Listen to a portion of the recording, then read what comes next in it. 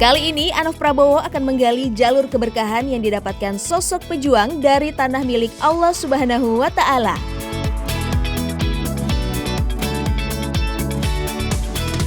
Assalamualaikum. Waalaikumsalam. Masya Allah. Mbak, ini benar nggak ya tempat wisata sayur sehat Pak Min? Betul. Oh, saya udah janjian sama Mas Muklis. Mas Muklisnya ada? Mas Muklis, tapi baru mau ke sini, baru ambil pupuk Oh alah, Mbak dengan siapa? dengan istrinya. Istrinya? Iya. Mbak siapa namanya? Mbak Mimah. Oh, salam kenal. Ano. Ya. Wah, kalau Bapak ini ada Pak siapa nih? Ini Pak Min. Oh, ini Pak Min langsung. Ya, Mas. Wah, alhamdulillah. Apa kabar? Wah, pejuang langit. Sehat selalu. Alhamdulillah, Ya, kita ya. datang langsung ada Pak Min ya. Iya. Wah, Masya Allah. Ini Pak ya, sayur-sayur yang bisa dipetik sama pengunjung langsung. Iya. Kebun petik sayur yang luasnya tidak sampai 1000 meter persegi ini ternyata bisa menimbulkan kedengkian dan membuat orang gelap mata. Astagfirullah. Menjadi seorang petani, perjalanan panjang Pak Min dalam mencari rezeki selalu diuji. Bertani sejak kecil, Pak Min selalu dipandang sebelah mata. Padahal lahannya terbatas, bahkan hasil dari lahan yang dikelola dengan putrinya Mimah tak cukup untuk keperluan makan sehari-hari.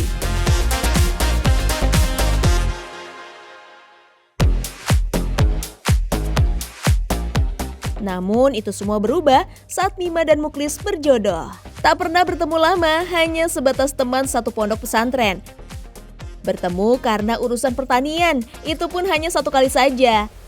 Tapi Pak Min memberikan restu Muklis untuk melakukan pendekatan kepada Mimah secara syar'i, yaitu dengan cara ta'aruf.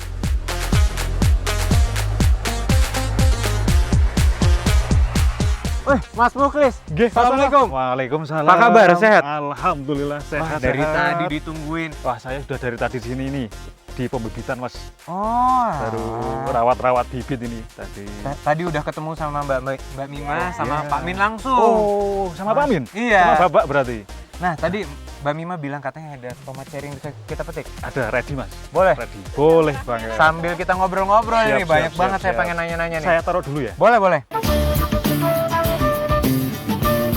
Masya Allah, Mas Muklis. Iya, gimana, Mas Saya Anof? melihat sayurannya segar-segar. Alhamdulillah ini, Mas, Memang cuacanya juga banyak bagus. banget ya. Iya, banyak variannya, Mas, di sini. Alhamdulillah. Nah, tadi Mbak Mimah udah sempat bilang kalau Iya. dulu pertemuan sama Mas Muklis itu lewat ta'aruf. Bener banget, Mas. Masya Allah.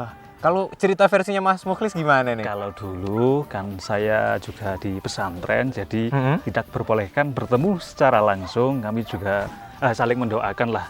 Di Iya, dalam iya. doa tersebut ya ada kami mengamalkan sholat istikharah, terus ada mujahadah yang diberikan sama Pak Yai gitu. Nah, akhirnya kami bertemu, sowan saya silaturahim sama Bapak, sama Pak Min. Nah, akhirnya 3 kali pertemuan saya diperbolehkan untuk menikah sama Mbak Mimah gitu. Masya Allah, cuma 3 kali ya? Cuma 3 kali, Mas. Alhamdulillah. Mimah dan Muklis memilih tetap tinggal di desa usai menikah.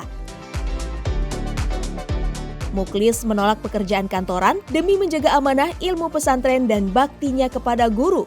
Ternyata ada jalur langit yang ia genggam. Bukan hanya untuk menjaga agama, tapi juga untuk meneruskan perjuangan mertuanya di ladang dalam menyatukan dakwah dan tani untuk langkah ikhlas menuju ridho ilahi. Situ kebetulan baru rame, Mas. Oh, alhamdulillah. Alhamdulillah jadi banyak juga nih ya yang Mas, tamu dari berwisata sana. ke sini ya. Alhamdulillah ini. Oke. Enggak. Aman. Manis Oh, toh, Ibu. seger. Ini saya mau nimbang nih, Bu.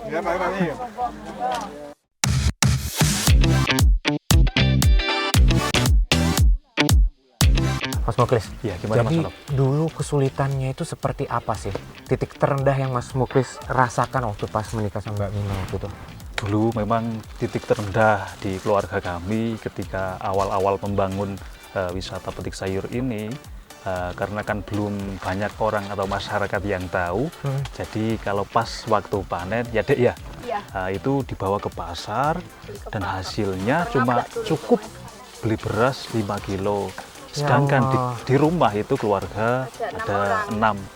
Yang harus dibiayai ya? Yang harus dibiayai, yang harus makan setiap hari gitu, Mas. Innamal usri yusron, wa innamal usri yusra. Setiap kesusahan di situ ada kemudahan, Mas. Jadi Masya Allah. letak kemantapan saya sama keluarga, sama istri, nah itu di situ, Mas. Saya harus berjuang, bersemangat setiap hari untuk membangun ini supaya menjadi berhasil gitu, Mas.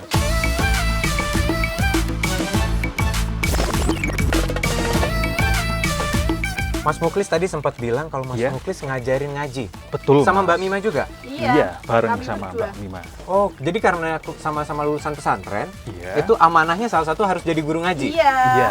Sama, satu perguruan. Satu perguruan. Jadi pesan dari Bapak Kiai dulu ketika pulang dari pesantren, mungkin bermasyarakat di rumah, itu yang menjadi kewajiban ya harus menularkan ilmunya kepada masyarakat, ya salah satunya mengajarkan ngaji sama anak-anak gitu, Mas.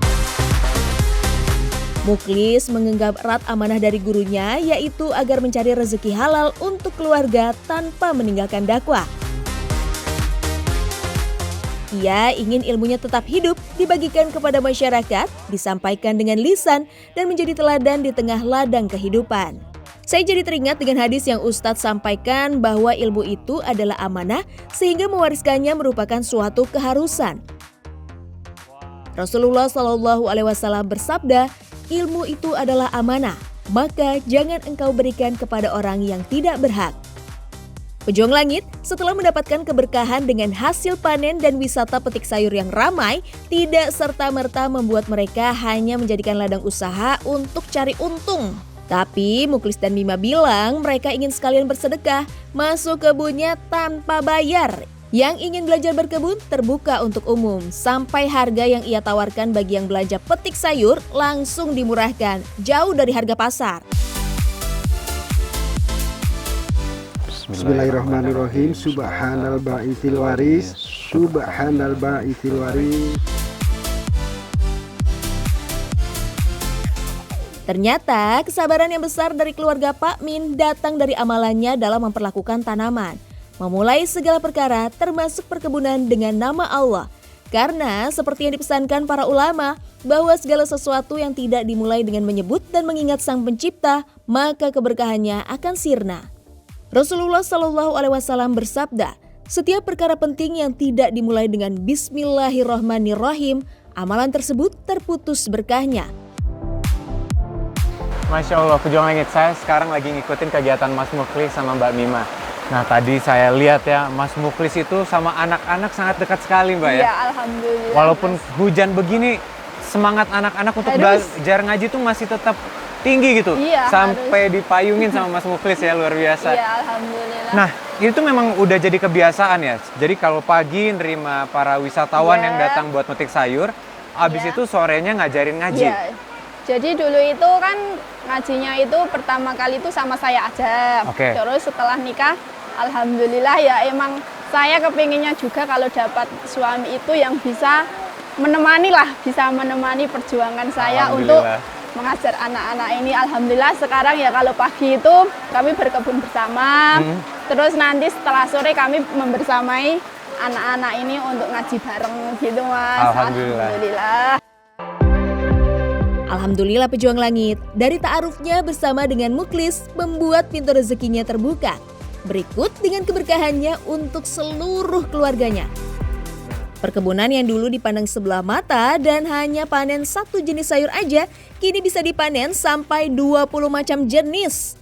Mulai dari tomat cherry, cabai, hingga jenis-jenis sayur terbaru. Masya Allah. Dan yang paling penting, keberkahan hati Muklis membuktikan bahwa ia tetap amanah dan memuliakan ilmu serta warisan sang guru. Masya Allah.